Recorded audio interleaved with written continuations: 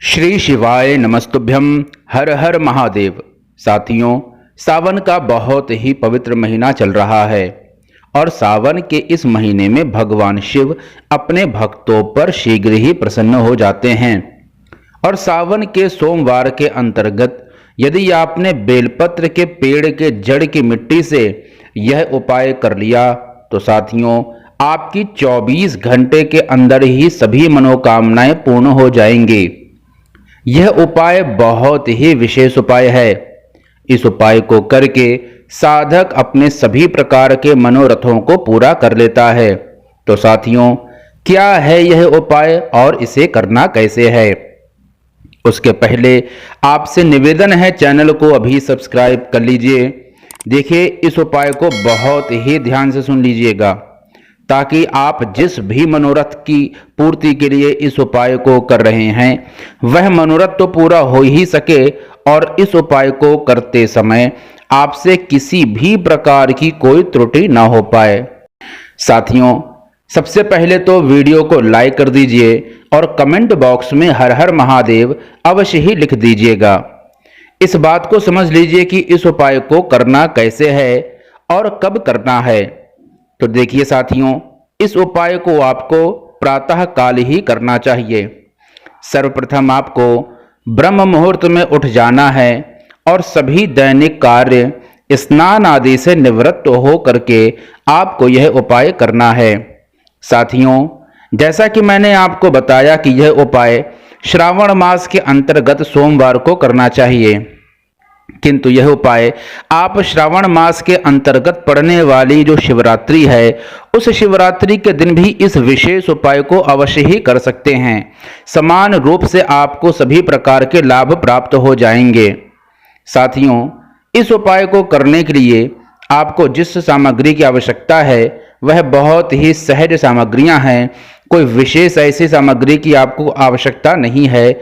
बस आपको जो दैनिक पूजन आप करते हैं वही सामग्रियों की आपको आवश्यकता होगी। देखिए, इस उपाय को करने के लिए आपको भगवान शिव जी पर समर्पित होने वाली सभी सामग्रियों की आवश्यकता है, जैसे बेलपत्र, धतूरा, शहद, घी, गाय का कच्चा दूध, शुद्ध गंगा जी का जल। देखिए, गंगा जी का जल तो वैसे ही शुद्ध होता है, तो यहाँ पर आप गंगा जी का जल ले लेंगे।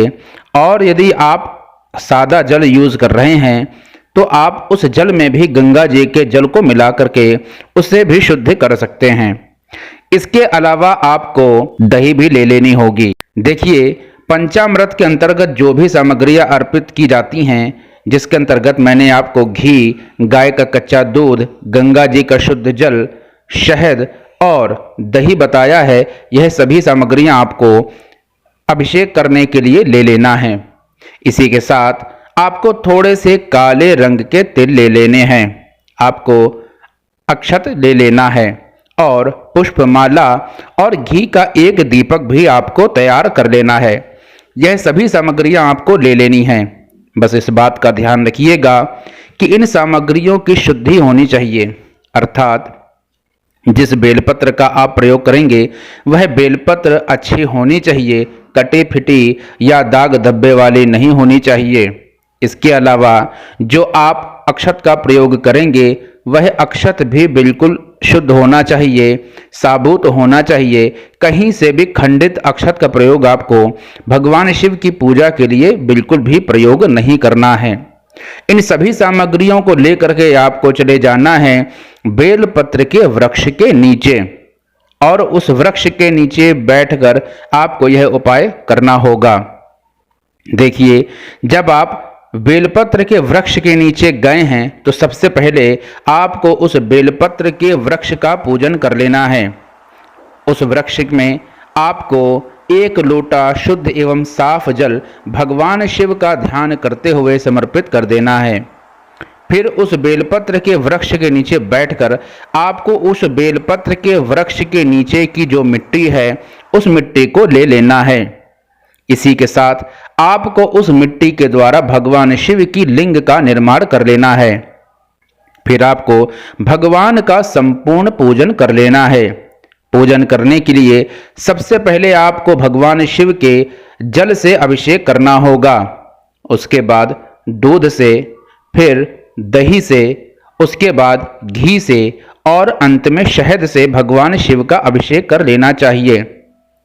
इसके बाद आपके पास जो काला तिल है वह भगवान शिव को समर्पित कर दें। उसके बाद अक्षत, जौ, इन सभी सामग्रियों को एक एक करके समर्पित कर सकते हैं। यदि आप चाहें तो आप अपने साथ शिवा मुट्ठी ले जाकर के भगवान शिव को पंच शिवा मुट्ठी अर्थात पंच अनाज भी एक साथ ही समर्पित कर सकते हैं। मैंने आपको अपनी सभी वीडियो में बताया हुआ है कि शिवा मुट्ठी का श्रावण मास के अंतर्गत बहुत ही विशेष महत्व होता है। इसलिए भगवान शिव की लिंग का निर्माण करने के बाद आप शिवा मुट्ठी भगवान शिव को समर्पित कर सकते हैं। देखिए, जैसा कि मैंने आपको बताया कि आपको भगवान शिव की लिंग का निर्माण बेलपत्र के जड़ की मिट्टी से कर लेना है और भगवान शिव का सभी प्रकार से पूजन अर्चन कर लेना है। सभी प्रकार से पूजन अर्चन करने के अंतर्गत आपने जैसा कि सबसे पहले जलाभिषेक किया, फिर भगवान को पंचामृत से स्नान आदि से अभिषेक कर लिया है। उसके बाद भगवान शिव पर काला तिल, जौ और अक्षत समर्पित कर दिया होगा। अक्षत मैंने आपको बताया कि जब भी भगवान शिव का आप पूजन कर रहे हैं, अक्षत हमेशा आपको साबुत ही चढ़ाने चाहिए और काले रंग का तिल भी आपको शुद्ध चढ़ाना चाहिए। इस बात का भी आपको ध्यान रखना चाहिए कि जो गाय का आपने दूध लिया है वह साफ और कच्चा दूध ही प्रयोग करना चाहिए। आपको गाय के दूध को उबाल करके प्रयोग नहीं करना है। इसके बाद जो शहद भगवान को आप समर्पित कर रहे हैं वह शहद भी शुद्ध होनी चाहिए। अर्थात ऐसा नहीं है कि आप घर के प्रयोग के लिए उस शहद का प्रयोग करते रहे हैं और फिर उसी शहद को भगवान शिव को आप समर्पित कर रहे हैं। फिर आप जब भगवान शिव का सभी प्रकार से अभिषेक और पूजन कर चुके हैं तो आपने जो दिया लेकर के आप अपने घर से गए हैं उस दिए को बना लेना है, उस दिए का प्रज्वलन कर देना है और भगवान शिव की आरती कर लेनी है। इसके बाद आपको वहीं पर बैठकर भगवान शिव का आपकी सामर्थ्य के अनुसार भगवान शिव का वहां पर ध्यान कर लेना है। बेलपत्र के पेड़ के नीचे यदि आपने रुद्राक्ष की माला से एक माला भगवान शिव के श्री शिवाय नमस्तुभ्यम या ओम नमः शिवाय इस मंत्र का जप कर लिया है तो आपको अनेकों लाभ कई गुना होकर के प्राप्त होते हैं।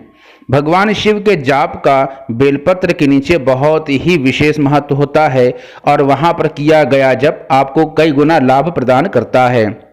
देखिए, जैसा कि मैंने आपको बताया कि भगवान शिव का आपको ध्यान कर लेना है और अपने मन की प्रार्थना भगवान शिव से कर लेनी है और अंत में आरती इत्यादि करने के बाद आपको क्या करना है कि आपके जो भी मनोरथ हैं वो भगवान के सामने प्रार्थना स्वरूप प्रकट कर लीजिए। आपके सभी प्रकार के मनोरथ 24 घंटे के अंदर पूरे हो जाते हैं। इसलिए यह बहुत ही विशेष अनुष्ठान है जिसके अंतर्गत व्यक्ति की सभी कष्ट समाप्त हो जाते हैं, सभी प्रकार की परेशानियों से मुक्ति मिल जाती है। इसलिए इस विशेष उपाय को आप अवश्य करिएगा। भगवान शिव की कृपा आप पर और आपके पूरे परिवार पर रहे। हर हर महादेव। श्री शिवाय नमस्तुभ्यम।